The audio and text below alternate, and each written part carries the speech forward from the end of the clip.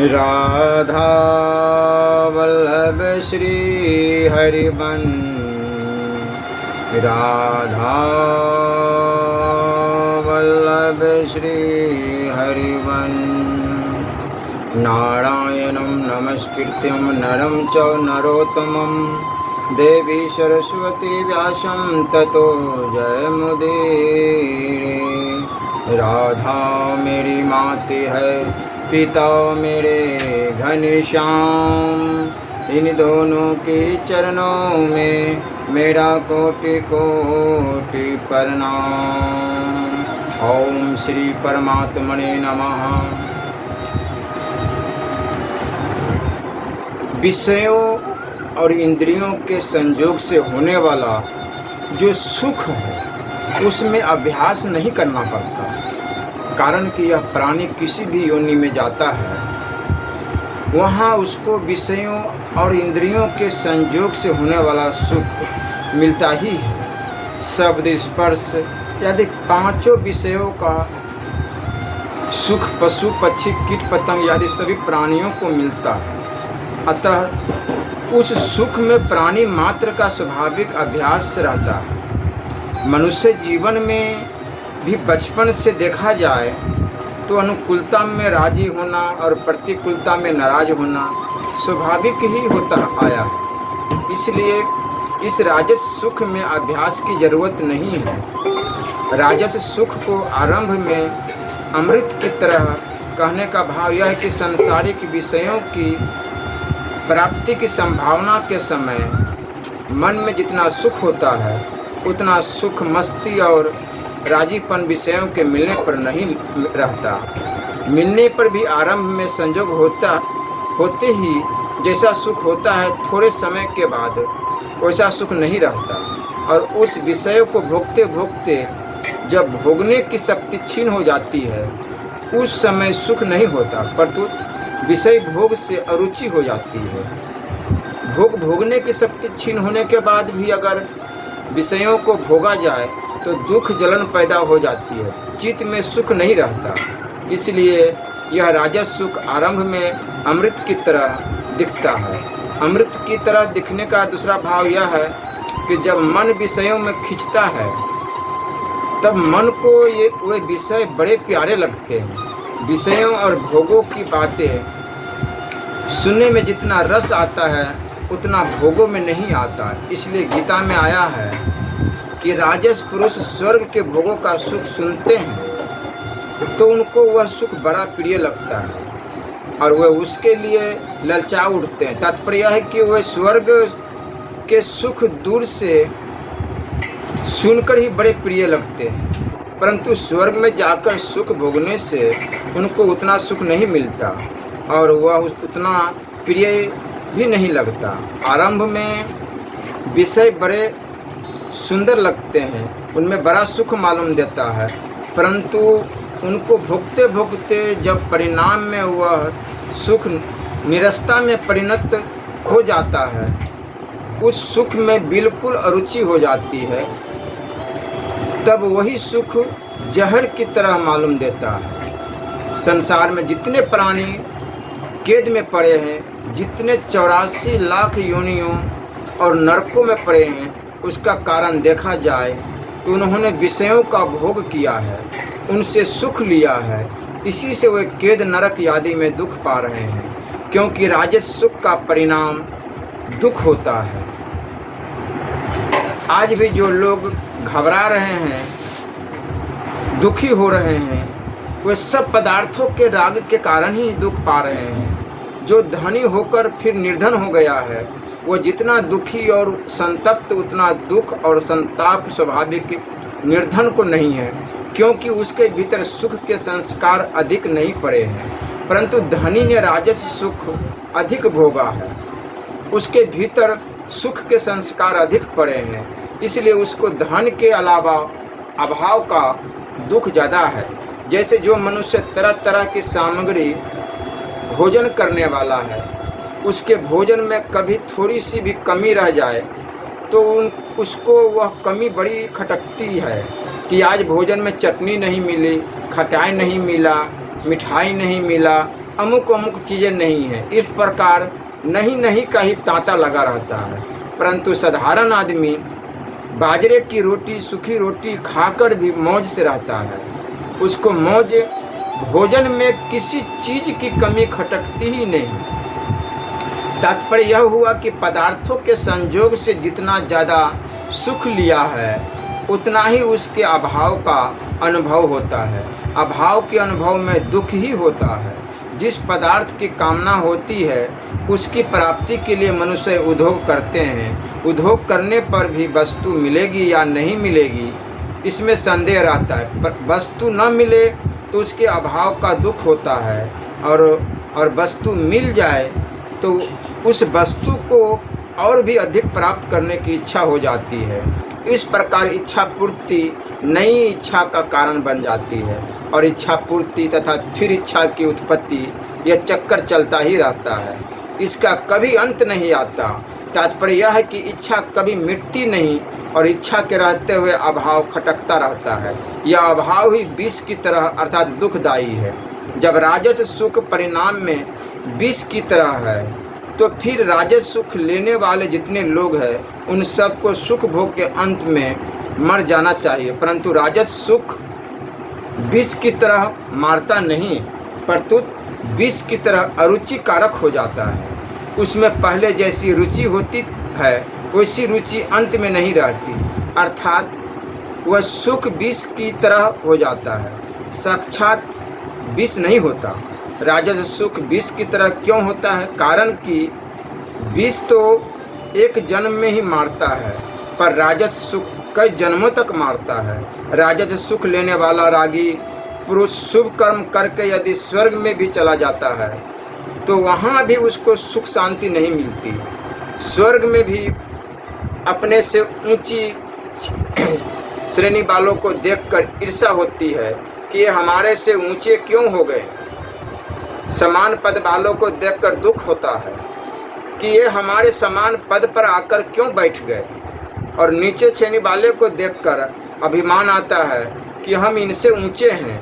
इस प्रकार उसके मन में ईर्ष्या, दुख और अभिमान होते ही रहते हैं। फिर उसके मन में सुख कहाँ और शांति कहाँ। इतना ही नहीं, पुण्यों के छीन हो जाने पर उसको पुनः मृत्यु लोक में आना पड़ता है। यहाँ आकर फिर शुभ कर्म करता है और फिर स्वर्ग में जाता है। इस प्रकार जन्म मरण के चक्र में चढ़ा ही रहता है। गतागतम काम कामा लभन्ते। यदि वह राग के कारण पाप कर्मों में लग जाता है तो परिणाम में 84 लाख योनियों और नरकों में पड़ता हुआ न जाने कितने जन्मों तक जन्मता मरता रहता है, जिसका कोई अंत नहीं आता। इसलिए इस सुख को विष की तरह कहा गया है। तत्सुखः राजसः स्मृतम। सात्विक सुख के लिए तो 37वें श्लोक में प्रोक्तम पद कहा है, पर राजस सुख के लिए यहाँ स्मृतम पद को कहने का तात्पर्य है कि पहले भी मनुष्य ने राजस सुख का फल दुख पाया है, परंतु राग के कारण वह संयोग की तरफ पुनः ललचा उठता है। कारण कि संयोग का प्रभाव उस पर पड़ा हुआ है और परिणाम के प्रभाव को वह स्वीकार नहीं करता। अगर वह परिणाम के प्रभाव को स्वीकार कर ले तो फिर वह राजस सुख में फंसेगा नहीं। स्मृति शास्त्र पुराण आदि में ऐसे बहुत से इतिहास आते हैं जिनमें मनुष्य के द्वारा राजस सुख के कारण बहुत दुख पाने की बात आई है।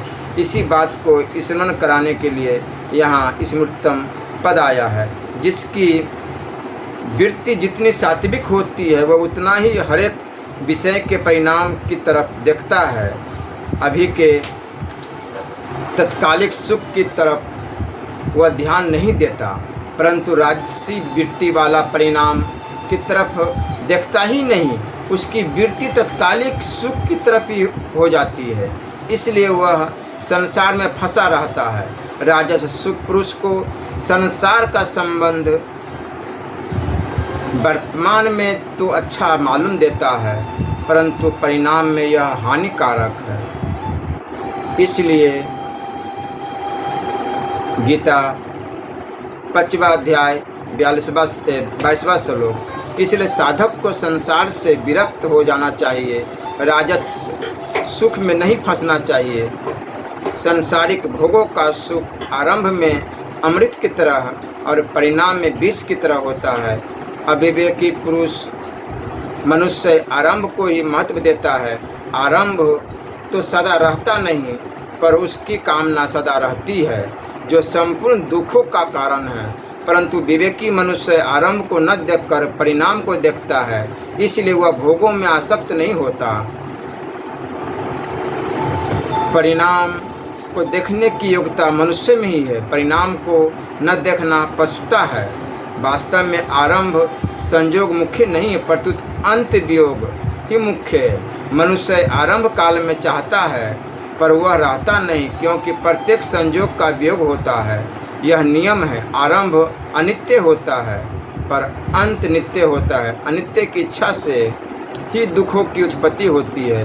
संसार मात्र का वियोग ही नित्य है, परंतु राजसी वृत्ति के कारण संयोग अच्छा मालूम देता है। अगर मनुष्य आरंभ काल के सुखों को महत्व न दे तो दुख कभी आएगा ही नहीं। आरंभ को देखने से भोग होता है और परिणाम को देखने से योग होता है। संसार के संयोग में जो सुख प्रतीत होता है उसमें दुख भी मिला हुआ रहता है, परंतु संसार के वियोग से सुख दुख से अतीत अखंड आनंद प्राप्त होता है। निद्रा, आलस्य और प्रमाद से उत्पन्न होने वाला जो सुख आरंभ में और परिणाम में भी अपने को मोहित करने वाला है, वह सुख तामस कहा गया है। जब राग अत्यधिक बढ़ जाता है तब वह तमोगुण का रूप धारण कर लेता है। इसी को मोह कहते हैं। इस मोह मूढ़ता के कारण मनुष्य को अधिक सोना अच्छा लगता है। अधिक सोने वाले मनुष्य को गाढ़ नींद नहीं आती। गाढ़ नींद नहीं आने से तंद्रा ज़्यादा आती है और स्वप्न भी ज़्यादा आते हैं। तंद्रा और स्वप्न में तामस मनुष्य का बहुत समय बर्बाद हो जाता है, परंतु तामस मनुष्य को इसी से ही सुख मिलता है।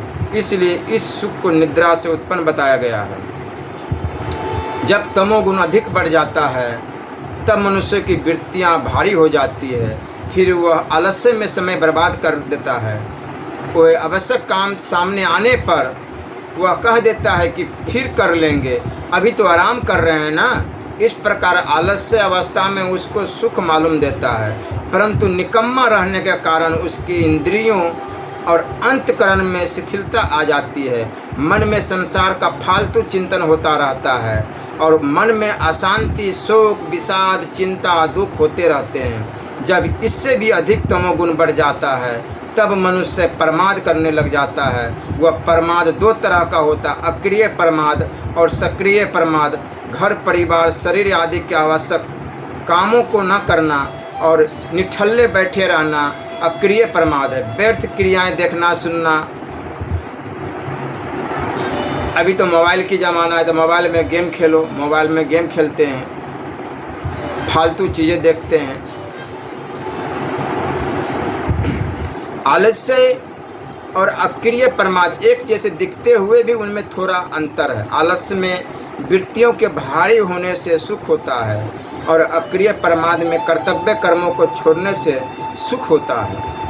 सोचना आदि करना, बीड़ी, सिगरेट, शराब, तंबाकू, खेल, तमाशा आदि दुर्व्यसनों में लगना और चोरी, डकैती, झूठ, कपट, बेईमानी, व्यभिचार, अभक्षय, भक्षण आदि दुराचारों में लगना सक्रिय प्रमाद है।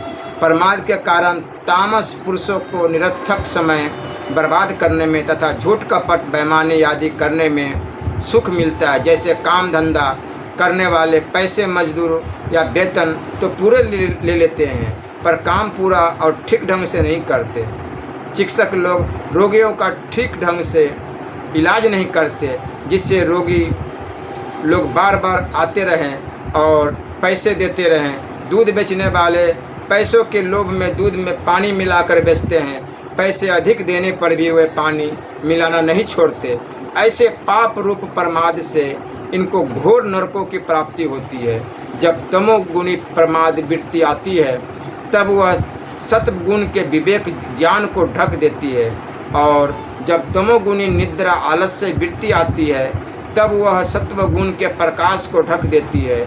विवेक ज्ञान के ढकने पर प्रमाद होता है तथा प्रकाश के ढकने पर आलस्य और निद्रा आती है।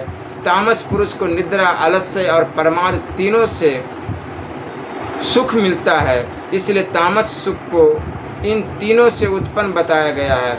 विशेष बात, निद्रा दो प्रकार की होती है, युक्त निद्रा और अति निद्रा। युक्त निद्रा में एक विश्राम मिलता है। विश्राम में शरीर, मन, बुद्धि, अंतकरण में निरोगता, स्फूर्ति, स्वच्छता, निर्मलता और ताजगी आती है। ताजगी आने से साधन भजन करने में और सांसारिक काम करने में भी शक्ति मिलती है और उत्साह रहता है। इसलिए युक्त निद्रा दोषी नहीं है, परंतु सबके लिए आवश्यक है। भगवान ने भी युक्त निद्रा को आवश्यक बताया है। ताजगी मात्र के निद्रा साधक के लिए आवश्यक है। जिस साधक के राग पूर्वक सांसारिक संकल्प नहीं होते उसको नींद बहुत जल्दी आ जाती है, और जो ज़्यादा संकल्पशील है उसको नींद जल्दी नहीं आती। इससे यह सिद्ध हुआ कि संसार का जो संबंध है वह निद्रा का सुख भी नहीं लेने देता। निद्रा आवश्यक क्यों है? कारण कि निद्रा में जो स्थिर तत्व है वह साधक को साधन में प्रवृत्त करने में और सांसारिक कार्य करने में बल देता है, इसलिए निद्रा आवश्यक है। यद्यपि नींद तामसी है, तथापि नींद का जो बेहोशीपना है वह त्याज्य है और जो विश्रामपना है वह ग्राह्य है। परंतु हर एक आदमी बेहोशी के बिना विश्राम पाना ग्रहण नहीं कर सकता, अतः उनके लिए नींद का बेहोशी भाग भी ग्राह्य ही है। हाँ, जो साधना करके ऊंचे उठ गए हैं उसको नींद के बेहोशी भाग के बिना भी जागृत सुषुप्ति में विश्राम मिल जाता है। कारण कि जागृत अवस्था में संसार के चिंतन का सर्वथा त्याग होकर परमात्मा तत्व में स्थिति हो जाती है, जो महान विश्राम सुख मिलता है। इस स्थिति से भी असंग होने पर वास्तविक तत्व की प्राप्ति हो जाती है। जो साधक है उनको विश्राम के लिए नहीं सोना चाहिए, उनको तो यही भाव होना चाहिए कि पहले काम धंधा करते हुए भगवान का भजन करते थे, अब लेटे लेटे भजन करना है। अति निद्रा, समय पर सोना, समय पर जागना युक्ति निद्रा है, और अधिक सोना अति निद्रा है। अति निद्रा के आदि और अंत में शरीर में आलस्य भरा रहता है, शरीर में भारीपन रहता है। अधिक नींद लेने का स्वभाव होने से हर एक कार्य में नींद आती रहती है। 14वें अध्याय के 8वें श्लोक में भगवान ने पहले प्रमाद को, दूसरे नंबर में आलस्य को और तीसरे नंबर में निद्रा को रखा है। परंतु यहाँ पहले निद्रा को, दूसरे नंबर में आलस्य को और तीसरे नंबर में प्रमाद को रखा है। इस व्यक्ति कर्म का कारण यह है कि वहाँ इन तीनों के द्वारा मनुष्य को बांधने का प्रसंग है और यहाँ मनुष्य का पतन करने का प्रसंग है। बांधने के विषय में प्रमाद सबसे अधिक बंधन कारक है, अतः इसको सबसे पहले रखा है। कारण कि प्रमाद निषिद्ध आचरणों में प्रवृत्त करता है, जिससे अधोगति होती है। आलस्य केवल अच्छी प्रवृत्ति को रोकने वाला होने से इसको 2 नंबर में रखा है। निद्रा आवश्यक होने से बंधन कारक नहीं है, परंतु अति निद्रा ही बंधन कारक है, अतः इसको तीसरे नंबर में रखा है। यहाँ उससे उल्टा कर्म रखने का अभिप्राय यह है कि सबके लिए आवश्यक होने से निद्रा इतना पतन करने वाली नहीं है। निद्रा से अधिक आलस्य पतन करता है और आलस्य से भी अधिक प्रमाद पतन करता है। कारण कि मनुष्य ज़्यादा नींद लेगा तो वृक्ष आदि मूढ़ योनियों की प्राप्ति होगी, परंतु आलस्य और प्रमाद करेगा तो कर्तव्यच्युत होकर दुराचार करने से नरक में जाना पड़ेगा। यानी कि दोनों रास्ते ही देखी जाए, दोनों ही एक अधर्म का ही रास्ते पर आता है। क्योंकि खुद का ही विनाश का पतन करने का ही रास्ता बताया गया है। ज़्यादा सोने से आलस आना, कोई काम धंधा करने का रुचि न होना, आलस्यपन, यदि काम धंधा ज़बरदस्ती अगर करने भी लग गया तो बार बार तन्हाई आना, निद्रा आना, झपलाना, अनेकों मतलब ऐसे उत्पात होना शुरू हो जाते हैं। यानी तामस गुण आ जाते हैं उनके अंदर। इसलिए अधिक सोना भी नुकसानदायक ही है। निद्रा, आलस्य और प्रमाद से उत्पन्न हुआ सुख आरंभ में और परिणाम में अपने को मोहित करने वाला है। इस सुख में ना तो आरंभ में विवेक रहता है और न परिणाम में विवेक रहता है, अर्थात यह सुख विवेक को जागृत नहीं होने देता। पशु पक्षी कीट पतंग आदि में भी विवेक शक्ति जागृत न रहने से वे क्रियाएं के आरंभ और परिणाम को सोच नहीं पाते। ऐसे जिस सुख के कारण मनुष्य यह सोच ही नहीं सकता कि इस निद्रा आदि से उत्पन्न हुए सुख का परिणाम हमारे लिए क्या होगा, उससे क्या लाभ होगा, क्या हानि होगी, क्या हित होगा, क्या अहित होगा, उस सुख को तामस कहा गया है। विशेष बात, प्रकृति और पुरुष दोनों अनादि है और ये दो है। इस प्रकार इनकी पृथकता विवेक भी अनादि है। यह विवेक पुरुष में ही रहता है, प्रकृति में नहीं। जब यह पुरुष इस विवेक का अनादर करके अविवेक के कारण प्रकृति के साथ संबंध जोड़ लेता है, तब इस संबंध के कारण पुरुष में राग पैदा हो जाता है। जब राग बहुत सूक्ष्म रहता है तब विवेक प्रबल रहता है। जब राग बढ़ जाता है तब विवेक दब जाता है, मिटता नहीं। पर विवेक ठीक तरह से जागृत हो जाए तो फिर राग टिकता नहीं, अर्थात राग का अभाव हो जाता है और उस समय पुरुष मुक्त कहलाता है। उस राग के कारण मनुष्य की प्रकृतिजन्य सुख में आसक्ति हो जाती है। उस आसक्ति के रहते हुए जब मनुष्य किसी कारणवश सात्विक सुख को प्राप्त करना चाहता है, तब राजस और तामस सुख का त्याग करने में उसे कठिनता मालूम देती है। एक द्रव्य विषमीव, परंतु जब राग मिट जाता है तब वह सुख अमृत की तरह हो जाता है। राग के कारण ही रजोगुणी सुख आरंभ में अमृत की तरह दिखता है, पर वह सुख परिणाम में प्राणी के लिए जहर की तरह अनिष्कारक अर्थात महान दुख रूप ही हो जाता है। प्रकृतिजन्य सुख की आसक्ति होने पर दुख की परंपरा का कोई अंत नहीं आता। जब वही राग तमोगुण का रूप धारण कर लेता है तब मनुष्य की वृत्तियाँ भारी हो जाती है। फिर मनुष्य नींद और आलस्य में समय बर्बाद कर देता है तथा आवश्यक कर्तव्य से विमुख होकर अकर्तव्य में लग जाता है। परंतु तामस पुरुष को इन्हीं में सुख मालूम देता है, इसलिए यह तामस सुख आदि और अंत में मोहित करने वाला है। जो प्रतिक्षण अभाव में जा रहा है यह वास्तव में नहीं है, पर जो नहीं है को प्रकाशित करने वाला तथा उसका आधार है वह वास्तव में है, तत्व है। उसी तत्व को सच्चिदानंद कहते हैं। निरंतर सता रूप से रहने के कारण उसे सत कहते हैं। ज्ञान स्वरूप होने के कारण उसे चित कहते हैं और आनंद स्वरूप होने के कारण उसे आनंद कहते हैं। उस सच्चिदानंद घन परमात्मा का ही अंश होने से यह प्राणी भी सच्चिदानंद घन स्वरूप है। परंतु जब प्राणी असत वस्तु की इच्छा करता है कि अमुक वस्तु मुझे मिले, तब उस इच्छा से वह स्वाभाविक आनंद सुख ढक जाता है। जब असत वस्तु की इच्छा मिट जाती है तब उस इच्छा के मिटते ही वह वस्तु स्वाभाविक सुख प्रकट हो जाता है। नित्य निरंतर रहने वाला जो सुख रूप तत्व है, उसमें जब सात्विक की बुद्धि तल्लीन हो जाती है तब बुद्धि में स्वच्छता निर्मलता आ जाती है।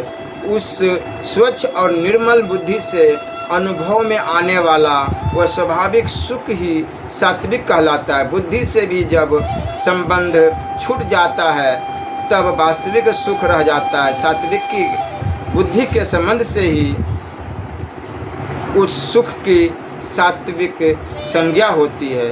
तमोगुण की वृत्ति जो प्रमाद है, वह तो अच्छी प्रवृत्ति को रोककर खेल कूद आदि सामान्य फालतू क्रियाओं में लगाता है, परंतु जब प्रमाद के साथ राग मिल जाता है जो कि रजोगुण का रूप है, तब उससे कामना पैदा हो जाती है और कामना से फिर अनेक तरह के पाप अनर्थ होते हैं जिनका परिणाम बड़ा भयंकर होता है। राग से अनेक विकार पैदा होते हैं, पर वे सब विकार प्रकृति में ही होते हैं, पुरुष में नहीं। प्रकृति के साथ तादात्म्य होने से पुरुष प्रकृति के उन विकारों को अपने में मान लेता है, यह पुरुष भोगी हो जाता है। परंतु जब इसको यह बोध हो जाता है कि विकार आते हैं और जाते हैं, उत्पन्न होते हैं और नष्ट होते हैं, पर विकारों के यादि और अंत को देखने वाली अपनी नित्य सत्ता ज्यों की त्यों ही रहती है, तब उस अवस्था में पुरुष योगी हो जाता है। उस सुख की सात्विक संज्ञा होती है। बुद्धि से संबंध छूटते ही उसकी सात्विक संज्ञा नहीं रहती। मन में जब किसी वस्तु को प्राप्त करने की इच्छा होती है, तब वह वस्तु मन में बस जाती है, अर्थात मन और बुद्धि का उसके साथ संबंध हो जाता है। जब वह मनोवांछित वस्तु मिल जाती है, तब वह वस्तु मन से निकल जाती है, अर्थात वस्तु का मन में जो खिंचाव था वह निकल जाता है। उसके निकलते ही, अर्थात वस्तु से संबंध विच्छेद होते ही, वस्तु के अभाव का जो दुख था वह निवृत्त हो जाता है और नित्य रहने वाले स्वतः सिद्ध सुख का तत्कालिक अनुभव हो जाता है। वास्तव में यह सुख वस्तु के मिलने से नहीं हुआ है, प्रत्युत राग के तत्कालिक मिटने से हुआ है। पर राजस पुरुष भूल से उस सुख को वस्तु के मिलने से होने वाला मान लेता है। वास्तव में देखा जाए तो वस्तु का संयोग बाहर से होता है और प्रसन्नता भीतर से होती है। भीतर से जो प्रसन्नता होती है वह बाहर के संयोग से पैदा नहीं होती, प्रत्युत भीतर मन में बसी हुई वस्तु के साथ जो संबंध था, उस वस्तु से संबंध विच्छेद होने पर पैदा होती है। तात्पर्य यह है कि वस्तु के मिलते ही, अर्थात बाहर से वस्तु का संयोग होते ही भीतर से उस वस्तु से संबंध विच्छेद हो जाता है और संबंध विच्छेद होते ही नित्य रहने वाले स्वाभाविक सुख का आभास हो जाता है। जब नींद में बुद्धि तमोगुण में लीन हो जाती है, तब बुद्धि की स्थिरता को लेकर वह सुख प्रकट हो जाता है। कारण कि तमोगुण के प्रभाव से नींद में जागृत और स्वप्न के पदार्थों की विस्मृति हो जाती है। पदार्थों की विस्मृति दुखों का कारण है। पदार्थों की विस्मृति होने से निद्रा अवस्था में पदार्थों का वियोग हो जाता है, तो उस वियोग के कारण स्वाभाविक सुख का आभास होता है। इसी को निद्रा का सुख कहते हैं। परंतु बुद्धि की मलिनता से वह स्वाभाविक सुख जैसा है वैसा अनुभव में नहीं आता।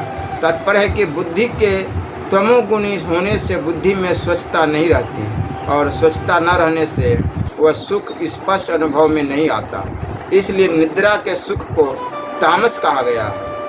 इन सब का तात्पर्य है यह है कि सात्विक मनुष्य को संसार से विमुख होकर तत्व में बुद्धि के तल्लीन होने से सुख होता है। राजस मनुष्य को राग के कारण अंतकरण में बसी हुई वस्तु के बाहर निकलने से सुख होता है और तामस मनुष्य को वस्तुओं के लिए किए जाने वाले कर्तव्य कर्मों को विस्मृति से और निरर्थक क्रियाओं में लगने से सुख होता है। इससे यह सिद्ध हुआ कि जो नित्य निरंतर रहने वाला सुख रूप तत्व है वह असत के संबंध से आच्छादित रहता है। विवेक पूर्वक असत्य से संबंध विच्छेद हो जाने पर, राग वाली वस्तुओं के मन से निकल जाने पर और बुद्धि के तमोगुण में लीन हो जाने पर जो सुख होता है वह उसी सुख का आभास है।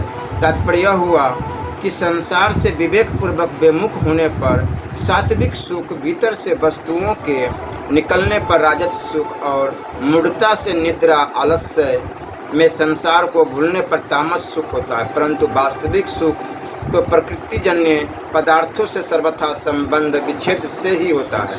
इन सुखों में जो प्रियता, आकर्षण और सुख का भोग है वही पारमार्थिक उन्नति में बाधा देने वाला और पतन करने वाला है।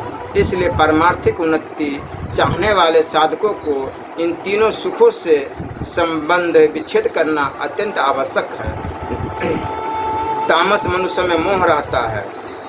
मोह विवेक में बाधक होता है। तामसी वृत्ति विवेक जागृत नहीं होने देती। इसलिए तामस मनुष्य का विवेक मोह के कारण लुप्त हो जाता है, जिससे वह आरंभ या अंत को देखता ही नहीं। निद्रा को तामस सुख कहने का अभिप्राय यह है कि इसमें बुद्धि मोहित हो जाती है, अर्थात उसमें बेहोशी आ जाती है। उस बेहोशी से संसार की सर्वथा विस्मृति हो जाती है और जागृत अवस्था सर्वथा दब जाती है। इसलिए इसको तामस सुख कहा गया है। अगर इंद्रियों सहित बुद्धि मोहित न हो तो यही अवस्था समाधि हो जाती है और समाधि से भी विश्राम मिलता है। इस विश्राम में निद्रा से मिलने वाली जो ताजगी है वह मिल जाती है, परंतु इस ताजगी का सुख लेने से गुणातीत नहीं होता। गुणातीत तो समाधि के सुख से असंग होने से ही होता है। प्रकृति क्रियाशील परिवर्तनशील है और परमात्म तत्व अपरिवर्तनशील है, निर्विकार शांत निश्चल है। निद्रा अवस्था में उस निश्चल तत्व में स्थित हो जाती है, परंतु अंतःकरण में भोगों का महत्व रहने से निद्रा के बाद मनुष्य की फिर भोग और संग्रह में ही रुचि हो जाती है और वह उसी में लग जाता है। इस प्रकार राग के कारण मनुष्य उस निश्चल तत्व से लाभ नहीं ले सकता और निद्रा से केवल थकावट दूर कर लेता है। अगर वह भोग और ऐश्वर्य की आसक्ति का सर्वथा त्याग कर दे तो उसकी निद्रा में और निद्रा के बाद भी स्वरूप स्वाभाविक अटल स्थिति रहती है।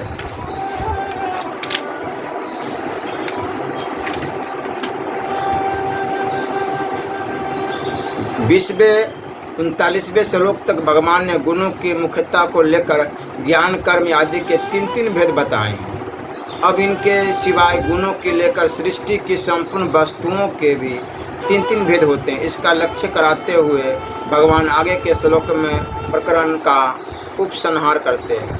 पृथ्वी में या स्वर्ग में अथवा देवताओं में तथा इनके सिवाय और कहीं भी वह ऐसी कोई वस्तु नहीं है जो प्रकृति से उत्पन्न इन तीनों गुणों से रहित हो। इस अध्याय के आरंभ में अर्जुन ने संन्यास और त्याग का तत्व जानना चाहा, तो भगवान ने पहले त्याग कर्मयोग का वर्णन किया। उस प्रकरण का उपसंहार करते हुए भगवान ने कहा कि जो त्यागी नहीं है उनको अनिष्ट, इष्ट और मिश्र यह 3 प्रकार का कर्मों का फल मिलता है, और जो सन्यासी है उनको कभी नहीं मिलता। ऐसा कहकर 13वें श्लोक से सन्यास सांख्य योग का प्रकरण आरंभ करके पहले कर्मों के होने में अधिष्ठान आदि का 5 हेतु बताएं। 16वें 17वें श्लोकों में कर्तृत्व मानने वालों की निंदा और कर्तृत्व का त्याग करने वालों की प्रशंसा की। 18वें श्लोक में कर्म प्रेरणा और कर्म संग्रह का वर्णन किया, परंतु जो वास्तविक तत्व है वह न कर्म प्रेरक है और न कर्म संग्राहक है। कर्म प्रेरणा और कर्म संग्रह तो प्रकृति के गुणों का साथ संबंध रखने से ही होते हैं। फिर गुणों के अनुसार ज्ञान, कर्म, कर्ता, बुद्धि, धृति और सुख के 3 भेदों का वर्णन किया। सुख का वर्णन करते हुए यह बताया कि प्रकृति के साथ यत्किंचित संबंध रखते हुए ऊंचा से ऊंचा जो सुख होता है वह सात्विक होता है, परंतु जो स्वरूप का वास्तविक सुख है वह गुणातीत है, विलक्षण है, अलौकिक है। गीता 6ठे अध्याय का 21वां श्लोक। सात्विक सुख को कहकर भगवान ने उसको जन्य उत्पन्न होने वाला बताया। जन्य वस्तु नित्य नहीं होती, इसलिए उसको जन्य बताने का तात्पर्य है कि उस जन्य सुख से भी ऊपर उठना है, अर्थात प्रकृति और प्रकृति के तीनों गुणों से रहित होकर उस परमात्म तत्व को प्राप्त करना है, जो कि सबका अपना स्वाभाविक स्वरूप है। इसलिए कहते हैं कि मृत्यु लोक और पृथ्वी लोक के नीचे के अतल वितल आदि सभी लोकों का, देवी पद से स्वर्ग आदि लोकों का देवेशु पद को प्राणी मात्र के उपलक्षण के रूप में उन स्थानों में रहने वाले मनुष्य, देवता, असुर, राक्षस, नाग, पशु, पक्षी, कीट, पतंग, वृक्ष आदि सभी चर अचर प्राणियों का और पुनः पदों से अनंत ब्रह्मांडों का संकेत किया गया है। तात्पर्य हुआ कि त्रिलोकी की और अनंत ब्रह्मांड तथा उनमें रहने वाली कोई भी वस्तु ऐसी नहीं है जो प्रकृति से उत्पन्न इन तीनों गुणों से रहित हो, अर्थात सब के सब त्रिगुणात्मक है। प्रकृति और प्रकृति का कार्य यह सब का सब ही त्रिगुणात्मक और परिवर्तनशील है। इनसे संबंध जोड़ने से ही संबंध होता है और इनसे संबंध विच्छेद करने से ही मुक्ति होती है, क्योंकि स्वरूप असंग है, स्वरूप स्वयं है और प्रकृति पर है। प्रकृति से संबंध जुड़ते ही अहंकार पैदा हो जाता है, जो कि पराधीनता को पैदा करने वाला है। यह एक विचित्र बात है कि अहंकार में स्वाधीनता मालूम देती है, पर है वास्तव में पराधीनता। कारण कि अहंकार से प्रकृतिजन्य पदार्थों में आसक्ति, कामना आदि पैदा हो जाती है, जिससे पराधीनता में भी स्वाधीनता दिखने लग जाती है। इसलिए प्रकृतिजन्य गुणों से रहित होना आवश्यक है। प्रकृतिजन्य गुणों में रजोगुण और तमोगुण का त्याग करके सत्व गुण बढ़ाने की आवश्यकता है। सत्व गुण में भी प्रसन्नता और विवेक तो आवश्यक है, परंतु सात्विक सुख और ज्ञान की आसक्ति नहीं होनी चाहिए, क्योंकि सुख और ज्ञान की आसक्ति बांधने वाली है। इसलिए इनकी आसक्ति का त्याग करके सत्व गुण से ऊंचा उठे। इससे ऊंचा उठने के लिए ही यहाँ गुणों का प्रकरण आया है। साधक को तो सात्विक ज्ञान, कर्म, कर्ता, बुद्धि, धृति और सुख इन पर ध्यान देकर इनके अनुरूप अपना जीवन बनाना चाहिए और सावधानी से राजस, तामस का त्याग करना चाहिए। इनका त्याग करने में सावधानी ही साधन है। सावधानी से सब साधन स्वतः प्रकट होते हैं। प्रकृति से संबंध विच्छेद करने में सात्विकता बहुत आवश्यक है, कारण कि इसमें प्रकाश अर्थात विवेक जागृत रहता है, जिससे प्रकृति मुक्त होने में बड़ी सहायता मिलती है। वास्तव में तो इससे भी असंग होना है।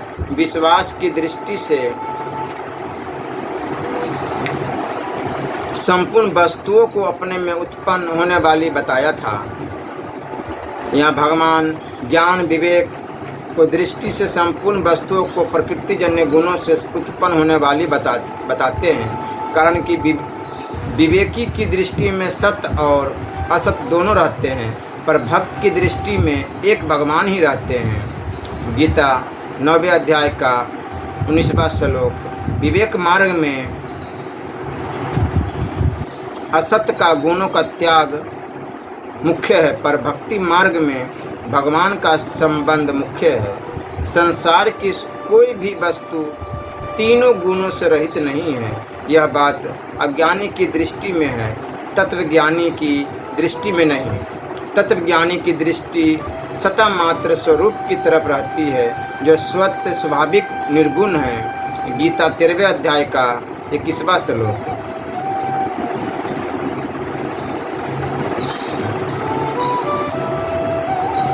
यहाँ ब्राह्मण, क्षत्रिय और वैश्य इन तीनों के लिए एक पद और शूद्रों के लिए अलग एक पद देने का तात्पर्य है कि ब्राह्मण, क्षत्रिय और वैश्य ये द्विजाति है और शूद्र द्विजाति नहीं है। इसलिए इनके कर्मों का विभाग अलग अलग है और कर्मों के अनुसार शास्त्रीय अधिकार भी अलग अलग है। जो कुछ भी कर्म करता है उसके अंतकरण में उस कर्म के संस्कार पड़ते हैं और उन संस्कारों के अनुसार उसका स्वभाव बनता है। इस प्रकार पहले के अनेक जन्मों में किए हुए कर्मों के संस्कारों के अनुसार मनुष्य का जैसा स्वभाव होता है, उसी के अनुसार उसमें सत्व, रज और तम तीनों गुणों की वृत्तियाँ उत्पन्न होती है। इन गुण वृत्तियों के तारतम्य के अनुसार ही ब्राह्मण, क्षत्रिय, वैश्य और शूद्र के कर्मों का विभाग किया गया है।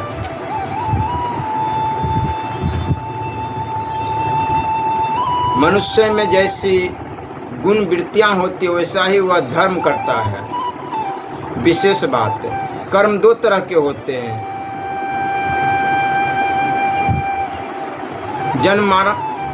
जन्मारंभक कर्म और भोगदायक कर्म।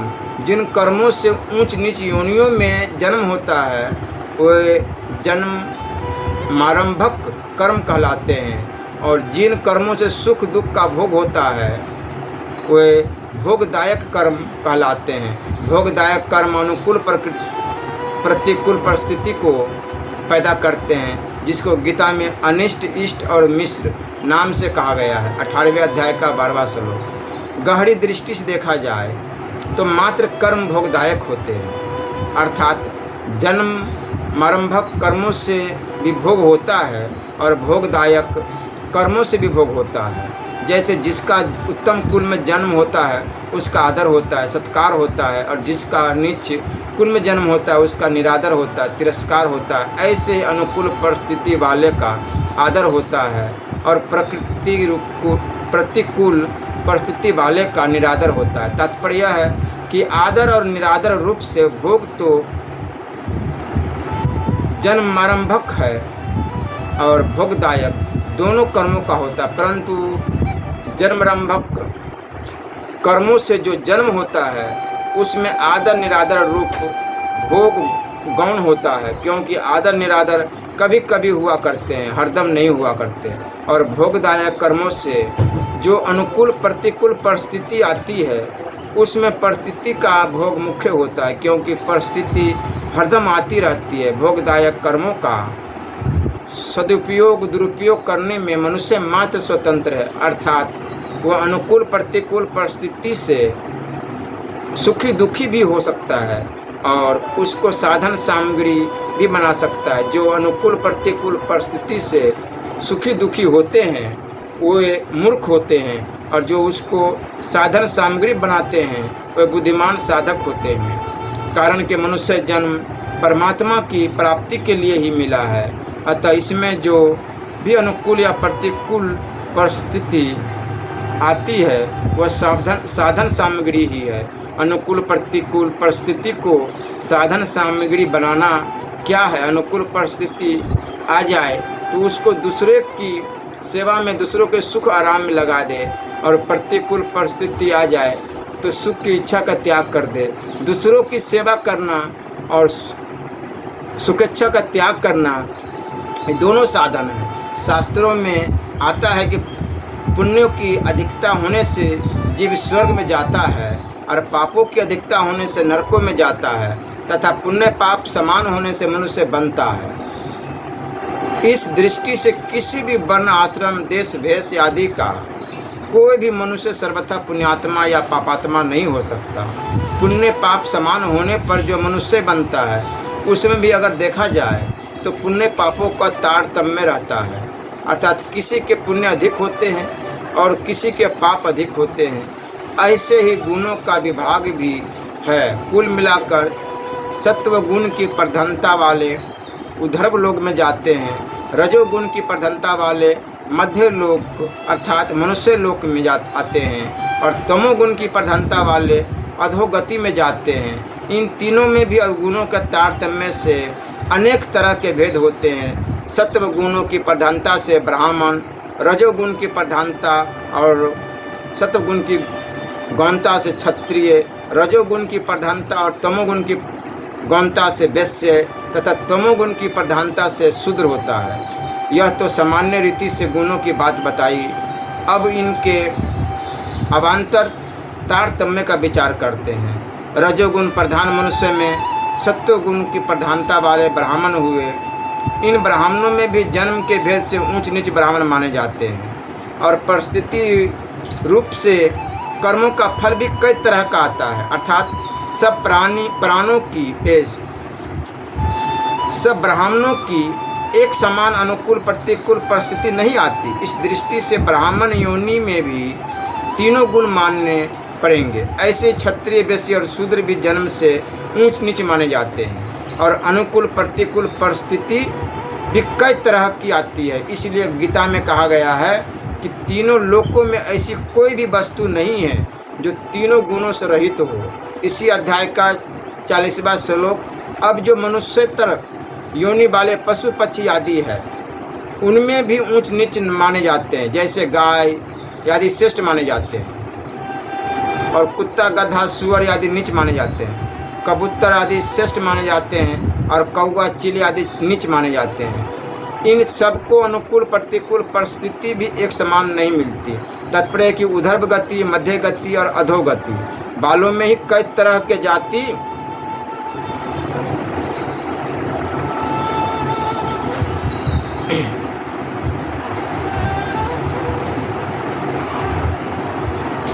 भेद और परिस्थिति भेद होते हैं। चौथे अध्याय में भगवान ने कहा है कि चारों वर्णों की रचना मैंने गुणों और कर्मों के विभाग पूर्वक द्वारा विभक्त किए गए हैं। चौथे अध्याय में तो चारों वर्णों के पैदा होने की बात और यहाँ चारों वर्णों के कर्मों की बात। तात्पर्य है कि चौथे अध्याय में भगवान ने बताया कि चारों वर्णों का जन्म पूर्व जन्म के गुण कर्मों के अनुसार हुआ है और यहाँ बताते हैं कि जन्म के बाद चारों वर्णों के अमुक अमुक कर्म होने चाहिए जिनके अनुसार उनकी आगे गति अच्छी होगी। किंतु यहाँ तो नीचे कर्म करते हैं। मन का निग्रह करना, इंद्रियों को वश में करना, धर्म पालन के लिए कष्ट सहना, बाहर भीतर से शुद्ध रहना, दूसरों को अपराध को क्षमा करना, शरीर मन आदि में सरलता रखना, वेद शास्त्र आदि का ज्ञान होना, यज्ञ विधि को अनुभव में लाना और परमात्मा वेद आदि में आस्तिक भाव रखना, ये सब के सभी ब्राह्मण के स्वाभाविक कर्म हैं। किंतु आज तो बहुत से ब्राह्मण ऐसे हो गए हैं कि ब्राह्मण नाम पर ही कलंक लगाने पर तुले हुए हैं, मदिरा पान कर रहे हैं, मांस भक्षण कर रहे हैं। मन को जहाँ लगाना चाहे वहाँ लग जाए और जहाँ से हटाना चाहे वहाँ से हट जाए। इस प्रकार मन के निग्रह को सम कहते हैं। दम, जिस इंद्रिय से जब जो काम करना चाहे तब वह काम कर ले और जिस इंद्रिय को जब जहाँ से हटाना चाहे तब वहाँ से हटा ले। इस प्रकार इंद्रियों के बस में करना दम है। तप, गीता में शरीर, वाणी और मन के तप का वर्णन आता है। 17वें अध्याय का 14वां, 15वां और 16वां श्लोक। उस तप को लेते हुए भी यह वास्तव में तप का अर्थ है अपने धर्म का पालन करते हुए जो कष्ट हो अथवा कष्ट आ जाए उसको प्रसन्नता पूर्वक सहना, अर्थात कष्ट के आने पर चित्त में प्रसन्नता का होना, अपने मन बुद्धि इंद्रिया शरीर आदि का पवित्र रखना तथा अपने खान पान व्यवहार आदि की पवित्रता रखना। इस प्रकार सोचाचार सदाचार ठीक पालन करने का नाम सोच है।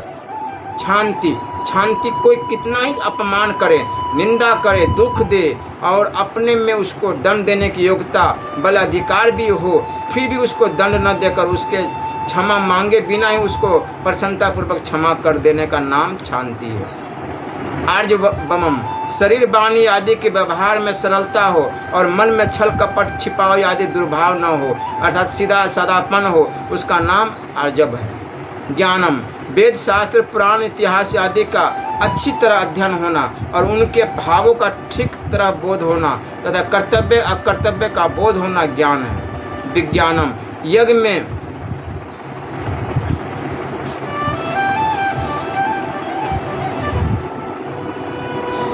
अवसर पर किस विधि से प्रयोग करना चाहिए इसका अर्थात यज्ञ विधि का तथा अनुष्ठान आदि की विधि का अनुभव कर लेने अच्छी तरह करके देख लेने का नाम विज्ञान है।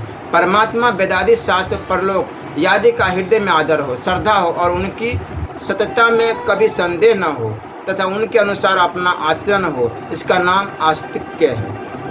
ये दम समयादि ब्राह्मण के स्वाभाविक कर्म गुण हैं, अर्थात इन कर्म गुणों को धारण करने में ब्राह्मण को परिश्रम नहीं करना पड़ता। जिन ब्राह्मणों में सत्व गुण की प्रधानता है, जिनकी वंश परंपरा परम शुद्ध है और जिनके पूर्व जन्मकृत कर्म भी शुद्ध है, ऐसे ब्राह्मणों के लिए ही सम दम आदि गुण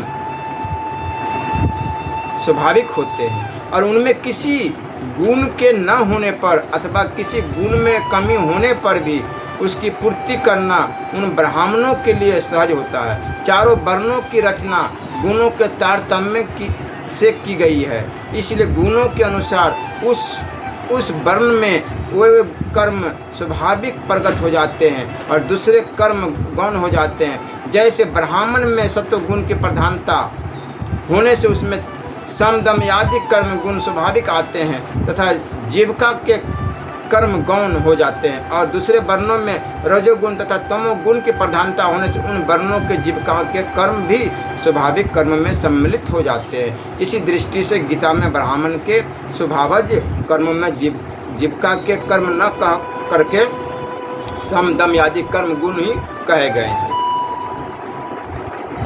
वर्ण परंपरा ठीक हो तो ये गुण ब्राह्मण में स्वाभाविक होते हैं, परंतु वर्ण संकरता आने पर ये गुण स्वाभाविक नहीं होते, इनमें कमी आ जाती है। पूर्व श्लोक में कहा, इसलिए यहाँ स्वभावज कर्म बताते हैं। स्वभावज बनने में पहले जन्म मुख्य है, फिर जन्म के बाद संग मुख्य है। संग स्वाध्याय अभ्यास आदि के कारण स्वभाव बदल जाता है। बोलो राधे राधे। मन में जैसे कि शूरवीरता, तेज, धैर्य, प्रजा के संचालन आदि की विशेष चतुरता तथा युद्ध में कभी पीठ न दिखाना, दान करना और शासन करने का भाव, ये सब के सब क्षत्रिय के स्वाभाविक कर्म हैं।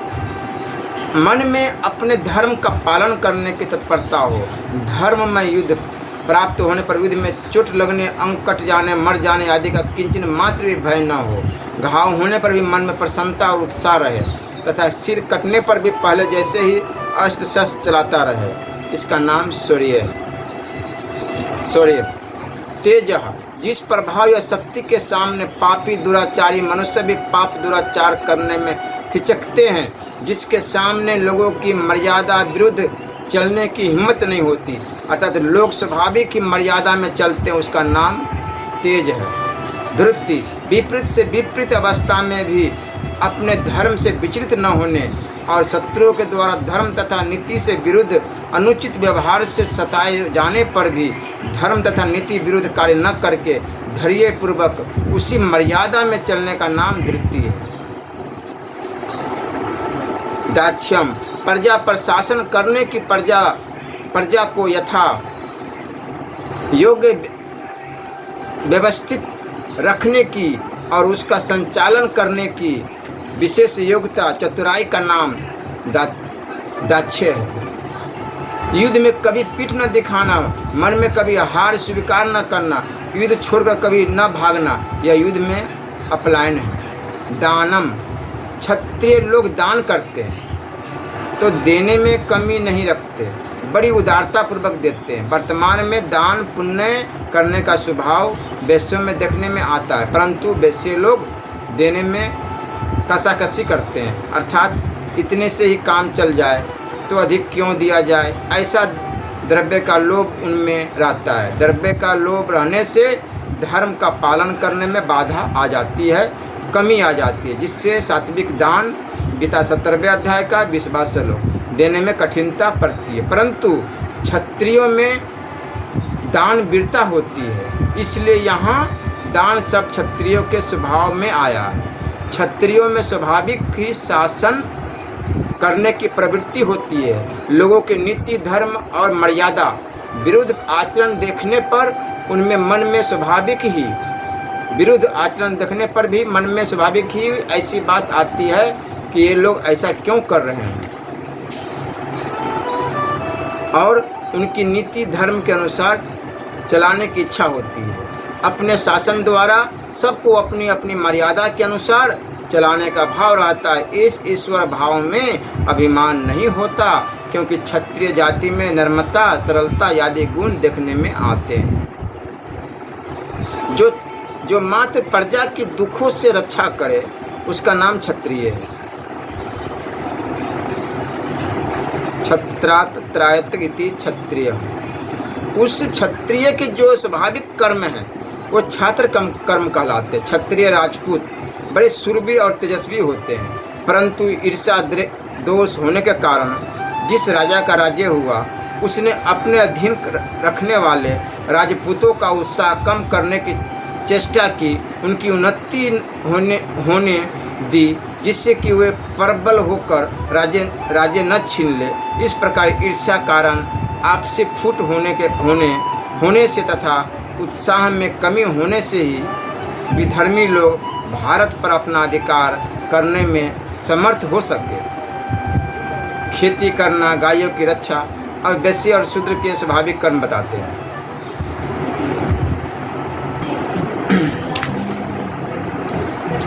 वैश्यों का कर्म खेती करना, गायों की रक्षा करना, उनकी वंश वृद्धि करना और शुद्ध व्यापार करना। एक कर्म वैश्य में स्वाभाविक होते हैं। शुद्ध व्यापार करने का तात्पर्य कि जिस देश में जिस समय जिस वस्तु की आवश्यकता हो, लोक हित की भावना से उस वस्तु को जहाँ वहाँ मिलती हो वहाँ से ला करके उसी देश में पहुँचाना। प्रजा की आवश्यक वस्तुओं के अभाव की पूर्ति कैसे हो, वस्तुओं के अभाव में कोई कष्ट न पाए, इस भाव से सच्चाई के साथ वस्तुओं का वितरण करना। भगवान श्री कृष्ण नंद बाबा को लेकर अपने को वैश्य ही मानते हैं, इसलिए उन्होंने स्वयं गायों और बछड़ों को चराया। मनु महाराज ने वैश्य वृत्ति में पशुनाहम रक्षणम, पशुओं की रक्षा करना कहा, पर यहाँ भगवान उपयुक्त पदों से अपने जाति भाइयों से मानो यह कहते हैं कि तुम लोग सब पशुओं का पालन, उनकी रक्षा न कर सको तो कम से कम गायों का पालन और उनकी रक्षा जरूर करना। गायों की वृद्धि न कर सको तो कोई बात नहीं, परंतु उनकी रक्षा जरूर करना, जिससे हमारा गौधन घट न जाए। इसलिए वैश्य समाज को चाहिए कि वह गायों की रक्षा में अपना तन मन धन लगा दे, उनकी रक्षा करने में अपनी शक्ति बचाकर न रखे। गौरक्षा संबंधी विशेष बात, मनुष्य के लिए गाय सब दृष्टियों से पालनीय है। गाय से अर्थ, धर्म, काम और मोक्ष, इन चारों पुरुषार्थों की सिद्धि होती है।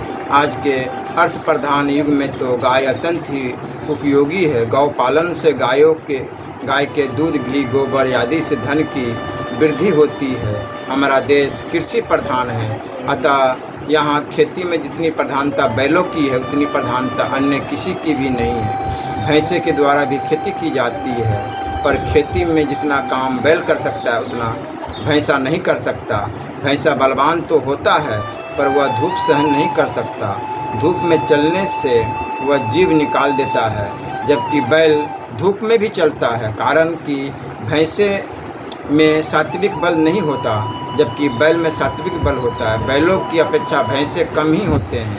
ऐसे ही ऊँटों में भी खेती की जाती है, पर ऊँट भैंसे से भी कम होते हैं और बहुत महंगे होते हैं। खेती करने वाला हर एक आदमी ऊँट नहीं खरीद सकता। आजकल अच्छे जवान बैल मारे जाने के कारण बैल भी महंगे हो गए हैं, तो भी कोई ऊँट जितने महंगे नहीं हैं। यदि घरों में गाय रखी जाए तो बैल घरों में ही पैदा हो जाते हैं, खरीदने नहीं पड़ते। विदेशी गायों के जो बैल होते हैं वे खेती में काम नहीं आ सकती, क्योंकि उनके कंधे न होने से उन पर जुआ नहीं रखा जा सकता। गाय पवित्र होती है, उसके शरीर का स्पर्श करने वाली हवा भी पवित्र होती है। गाय के गोबर, गौमूत्र भी पवित्र होते हैं। गोबर से लिपे हुए घरों में प्लेग, हैजा, भयंकर बीमारियां नहीं आती। इसके सिवा युद्ध के समय गोबर से लिपे हुए मकानों पर बम का उतना असर नहीं होता जितना सीमेंट आदि से बने हुए मकानों पर होता है। गोबर में जहर खींचने की विशेष शक्ति होती है। काशी में कोई व्यक्ति सांप काटने से मर गया। लोग उसकी दाह क्रिया करने के लिए उसको गंगा के किनारे ले गए। वहाँ पर एक साधु रहते थे। उन्होंने पूछा कि इस व्यक्ति को क्या हुआ। लोगों ने कहा कि सांप काटने से मरा है। साधु ने कहा यह मरा नहीं है, तुम लोग गाय का गोबर ले आओ। गोबर लाया गया।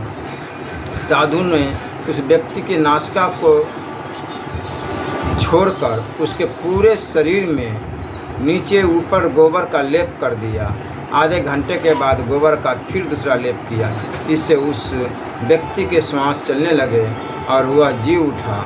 हृदय के रोगों को दूर करने के लिए गौमूत्र बहुत उपयोगी है। छोटी बछड़ी का गौमूत्र रोज तोला 2 तोला पीने से पेट के रोग दूर हो जाते हैं। एक संत को दमा की शिकायत थी। उनको गौमूत्र सेवन से बहुत फायदा हुआ है। आजकल तो गोबर और गौमूत्र से अनेक रोगों की दवाइयाँ बनाई जा रही है। गोबर से गैस भी बनते हैं। खेतों में गोबर गौमूत्र खाद से जो अन्न पैदा होता है वह भी पवित्र होता है।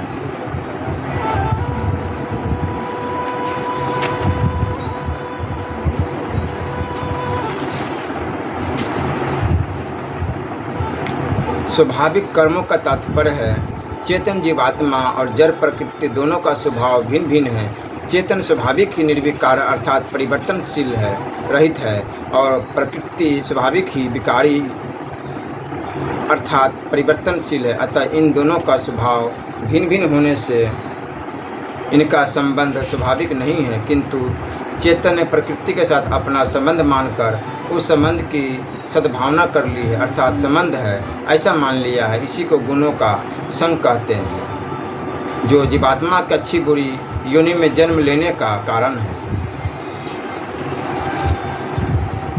जाति जन्म से मानी जाए या कर्म से, ऊंच नीच योनियों में जितने भी शरीर मिलते हैं वे सब गुण और कर्म के अनुसार ही मिलते हैं। गुण और कर्म के अनुसार ही मनुष्य का जन्म होता है। इसलिए मनुष्य की जाति जन्म से ही मानी जाती है। अतः स्थूल शरीर की दृष्टि से विवाह भोजन आदि कर्म जन्म की प्रधानता से ही करने चाहिए, अर्थात अपनी जाति या वर्ण के अनुसार ही भोजन विवाह आदि कर्म होने चाहिए। दूसरी बात, जिस प्राणी का संस्कारिक भोग धन मान आराम सुख आदि का उद्देश्य रहता है उसके लिए वर्ण के अनुसार कर्तव्य कर्म करना और वर्ण की मर्यादा में चलना आवश्यक ही हो जाता है। यदि वह वर्ण की मर्यादा में नहीं चलता तो उसका पतन हो जाता है। परंतु जिसका उद्देश्य केवल परमात्मा ही है, संसार के भोग आदि नहीं, उसके लिए सत्संग स्वाध्याय जप ध्यान कथा कीर्तन परस्पर विचार विनिमय आदि भगवत संबंधी काम मुख्य होते हैं।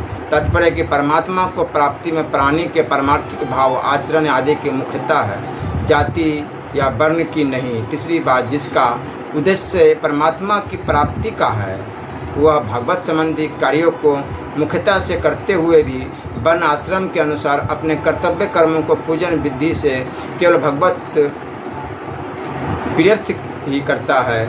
आगे 46वें श्लोक में भगवान ने बड़ी श्रेष्ठ बात बताई है कि जिससे संपूर्ण संसार पैदा हुआ है और जिससे संपूर्ण संसार व्याप्त है, उस परमात्मा का ही लक्ष्य रखकर उसके प्रीत्यर्थ ही पूजन रूप से अपने वर्ण के तरह कर्म किए जाए। इसमें मनुष्य मात्र का अधिकार है। देवता असुर पशु पक्षी आदि का स्वतः अधिकार नहीं है, परंतु उनके लिए भी परमात्मा की तरफ से निषेध नहीं है, कारण कि सभी परमात्मा का अंश होने से परमात्मा की प्राप्ति का सभी अधिकारी है। प्राणी मात्र का भगवान पर पूरा अधिकार है। इससे भी यह सिद्ध होता है कि आपस के व्यवहार में अर्थात रोटी बेटी और शरीर के आदि के साथ बर्ताव करने में तो जन्म का प्रधानता है, परमात्मा की प्राप्ति में भाव विवेक और कर्म की प्रधानता है। इसी आशय को लेकर भागवतकारों ने कहा है कि जिस मनुष्य के वर्ण को बताने वाला जो लक्षण कहा गया है